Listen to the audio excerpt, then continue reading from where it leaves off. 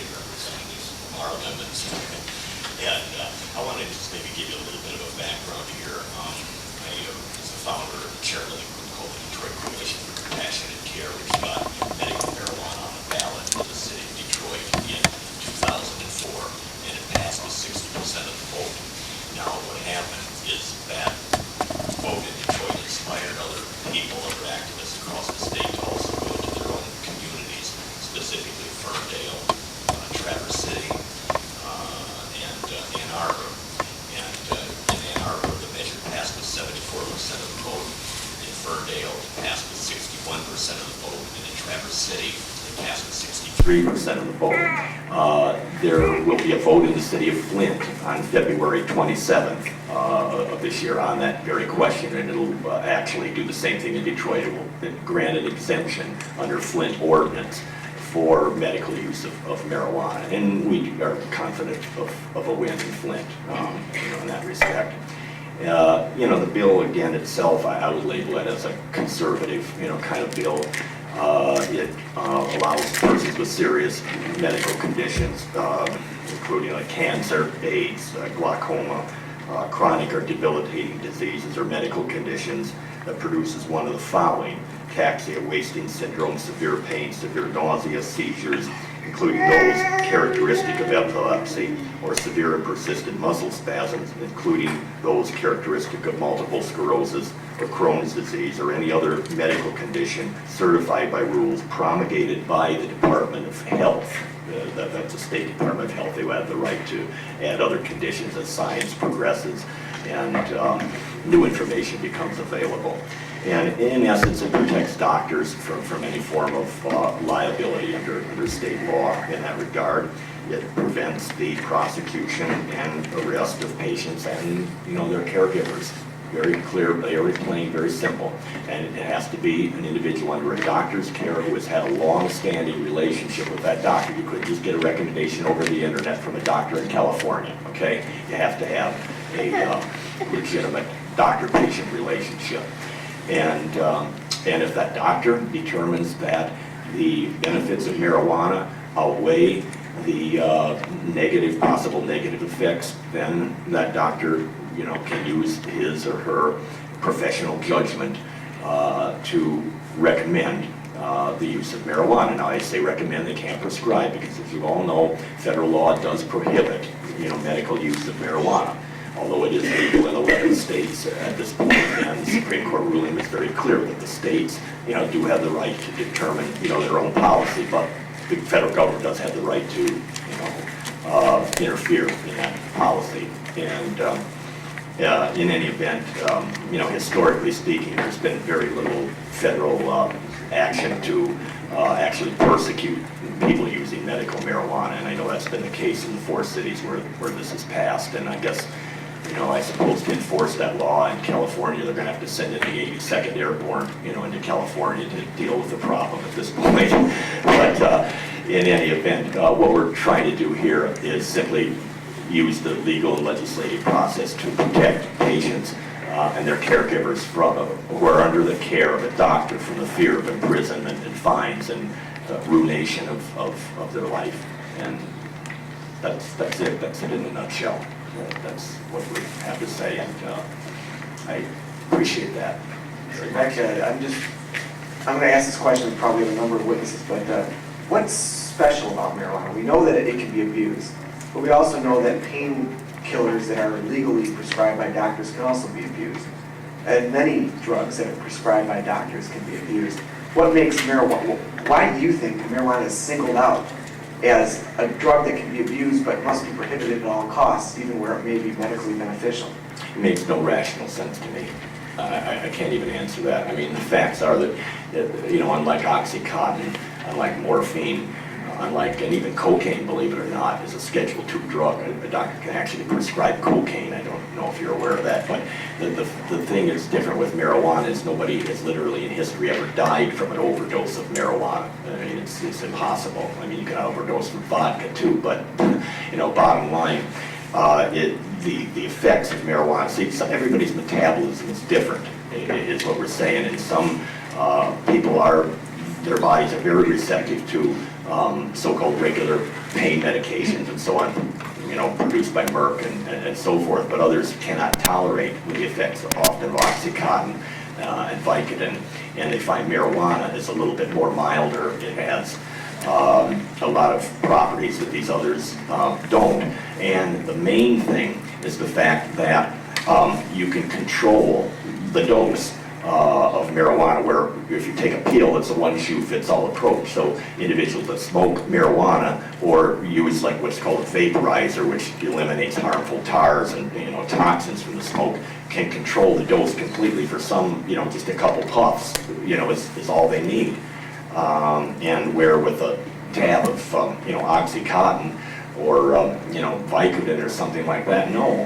And there's another drug called Marinol that has properties of THC, which is a so-called legal substitute for marijuana, but some patients report the high and the negative effects of Marinol are just so intense it's practically useless. Again, it's a pill that cannot be controlled, and this has been, like I say, touted as a valid substitute for marijuana. But again, being a pill, the effectiveness is limited, and it only has THC. It does not have the other properties of cannabis or marijuana that are present and most helpful. Okay, Representative Sheen had a question. Are you familiar with what happens if, for example, somebody gets, let's say somebody is dying of AIDS, and they go ahead and they get marijuana and they get arrested? Who then starts paying for their care after they're arrested? Well, I guess it's the taxpayers, from what I understand, unfortunately. Sheriff's Department and their health care plan now has to pay for that person who was arrested. Yeah, that's true. And do you think that fact would influence somebody arresting or not arresting somebody, knowing the fact that that is going to be the case? Well, yeah, it does. And one of the attack modes, if you could use that term, with the medical marijuana, ballot initiatives that have passed, there was this idea, well, wait a minute, state law trumps these city laws, and therefore these resolutions or initiatives are meaningless. Well, no, they're not meaningless, because the rule in Michigan is that the individual police officer does have discretion. Now, you cannot, a municipality or municipal ordinance cannot tell the police not to follow state law, but at the same time, it gives an honest police officer an option to just let it ride, and many of them do. There's good police officers too, and then there's others that aren't very good. But there is discretion, and I think that if a local sheriff, I know, well, certainly in Ann Arbor and Detroit, the police department made it very clear that they're going to work within the city ordinance. Let's put it that way. But it's up to the discretion, and I would think that a clear thinking sheriff or sheriff's department or deputy, when it's obvious that the person does have a medical problem, they may not are no threat to society, they would let it ride, as opposed to somebody going out in a car getting high and whatever.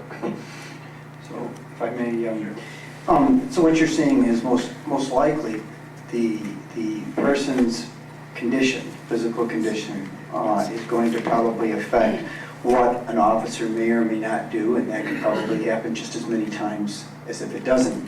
Yes. And see, in my mind, what goes through my thought process is quite frankly, my brother died of AIDS, and my brother smoked marijuana in order to take care of some of the nausea and take care of that. And, in one respect, he said, do you have a problem with me doing it? Now, I don't smoke marijuana, nor do I think it should be legalized. And I said, but, I guess, quite frankly, I don't have a problem with you doing this. However, what do you think would be the effects that, if you were arrested or were caught? And he said to me, he says, they're not going to arrest me, and they're not going to take me in, because then they would have to pay for my health care, and then they would have to do this. So he says, I really don't see that as a possibility. I know it could probably happen. I'm sure it's happened in some situations. So as I look at this law, in my mind, I think to myself, most likely, in most situations, the individual's going to go ahead and get the marijuana, and they're going to go ahead and they're going to smoke it, and if it alleviates their situation, then it does. And chances are, I would say more times than not, they're probably not going to be arrested. So then if you just take this on a very basic plane and you say, well, do we need to create a law for something that is already taking place and is going to continue to take place, whether we create the law or we don't create the law? And I just want you to listen to my logic. Yes, sir. And so in my mind, when I decide any law, or I go through the process of thinking of anything, I say, do we really need this law? How much is this law really going to have an effect or not have an effect? And so in my mind, I said, I don't really think that this law would have that much of an effect, because I think it's going to continue anyway. And in addition to that, my concern is the moment we open up the door to do it here, there's this other affliction, and this other affliction, and this other affliction. And, I'm tired of opening up doors that let the water start to come in. And that's my concern. Well, all I can say is 11 states now it's legal, and in California it's real legal. And in fact, the definition, they name a whole bunch of other, terrible diseases, and there's key wording in there, or any other condition for which marijuana provides relief. It could be a migraine headache, it could be an ingrown toenail, whatever, okay? And, again, in California, and especially San Francisco, which is a city a lot of people love to hate, the fact is property values are doing real well. In San Francisco, there is not chaos, there is not massive chaos in the state of California. And yes, there are probably some people, abusing the system, but they're doing that now, like Rush Limbaugh and Oxycontin. Come on, it's going to happen. So I think what people want here is just some protection. And there are individuals that have been arrested. We have an individual in this audience that was arrested, and that led to the passage of medical marijuana in Traverse City. It was a direct result of an arrest, and it created a firestorm in that community. It does happen. It is real, and it's highly arbitrary, and it's highly capricious. And that's the reality, and people simply want to have that extra layer of legal protection. And the way this bill is drawn, this is not some California type thing or anything like that. It's very clear that it's for, for seriously ill people. That's all. Representative Levins. Thank you, Mr. Chair. My question is also directed to my most learned colleague on the other side of the aisle. I don't think that we want, to preface it with these comments, I don't think we want happenstance policemen making policy, which is our job, and I don't think we should be in the business of medicine, which is not our job. And so this legislation is very conservative for a very conservative state, which says the doctor and the patient's relationship, and then the doctor so your brother could have, with a clear conscience, because some people even rationalize within themselves and have to go through the turmoil of deciding, my morals say this, but this should be a treatment available to me if it relieves my pain. And so to that, I would say that I think it is incumbent on you as a legislator to make policy and to make the tough decisions and not say, it's not being enforced. And furthermore, there are examples of people who have been prosecuted, and there's Henry Ford has a commercial, and they talk about their 2%. He said, "What difference does 2% make me?" And if it's you that is arrested, your brother may have now. And then there's also certain ethnic groups that are more likely to be targeted, particularly outside of their cities or their residents, who are more likely to be targeted and prosecuted for crimes. So there's also other variables that you may not be considering. And I was going to ask the question to you, Mr. Beck, was going to be: do you know of any examples where people have been prosecuted who were ill and needed the Yes, sir, I don't, is Matt in the room? No, but I'm here representing them. Yeah, there's Matt and Charles Snyder has been arrested. And Matthew Barber, he's got multiple sclerosis, he's pretty sick, he can't be here today, but this is his wife. 'Cause I don't think that one person, if it should be incarcerated, and or should be Renee. so arbitrary. Renee has been arrested. It shouldn't be so arbitrary and But capricious as to leave it up to how a policeman felt that day, or what the budget was in the police department, could they afford it, or was it, that's not the type of decisions we want our law enforcement officers to be making.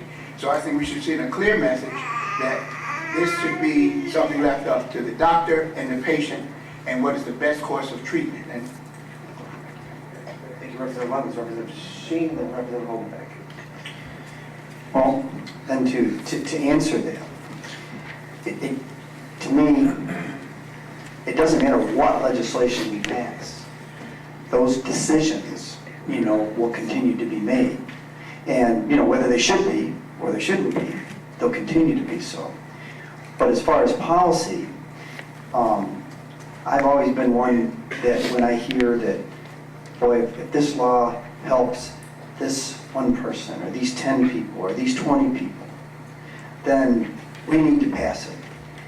But if this law creates a problem and opens up the gates to all kinds of other things, and now creates thousands of people going to be involved for thousands of different reasons, and it messes up the system, so to speak, and opens up the floodgates, then to me, that's bad legislation. And it concerns me that when you go about doing that I don't want to create legislation that's going to help just a small group of people, when it potentially could create problems with thousands or even 10,000s of people within a system. And that's my thought process. And that's why I most likely will be voting no on this. Yeah, Representative Holmbeck, but just quick, Representative Sheen, do you think that if we change the law to allow medical marijuana, thousands of people who've avoided trying marijuana because it's illegal medicinally are suddenly going to say, yay, I'm going to try it for the first time? No, I It's believe medicinally allowed? No, I believe we're going to have 20 bills for 20 other different afflictions now going to be one to be able to say, let's legalize it for this, let's legalize it for that. And all of a sudden, it expands. Should we criminalize all painkillers then? For that same exact reason? Ibuprofen wasn't criminalized before it became a painkiller. Well, what about existing painkillers? What about, Should we criminalize alcohol? I mean, the bottom line is, we have a situation where I believe that this is bad policy to expand it. And I believe that the action is going to continue to take place regardless of what we choose to do or not do. same with all Here today. painkillers? Same with other ridiculous painkillers that we allow? I mean, what makes marijuana special compared to the other drugs that we currently legally allow a doctor to prescribe? Well, I think ibuprofen, I don't get high. It doesn't impair my driving. It doesn't impair my judgment. It doesn't impair anything. So that should be the standard. Any medicine that, in any way, like morphine. My discussion here isn't, that's an interesting point that you're making, but that has nothing to do with what I said. What I said is I believe that this process is going to take place no matter what we pass or what we don't pass today. I believe it'll have little or no effect. And in addition to that, I also do not believe that we should pass it because I believe it opens the door and it just makes it that much, another step towards legalizing another drug that quite frankly, most people aren't using to take care of AIDS or any type of infliction. They're using it to get high. That is the main purpose or the main use of marijuana, just period. Representative Holmbeck. Mr. Chairman. This question is either for you, Mr. Beck, or perhaps if the sponsor of the bill would like to weigh in as well, that would be great. If I understand the language in the bill, first of all, there's an assumption of a relationship between the doctor and the doctor's patient, correct? This is a doctor who understands his or her patient and his patient's medical condition. And the legislation says that it's the professional medical opinion of the doctor that the patient has a debilitating medical condition, correct?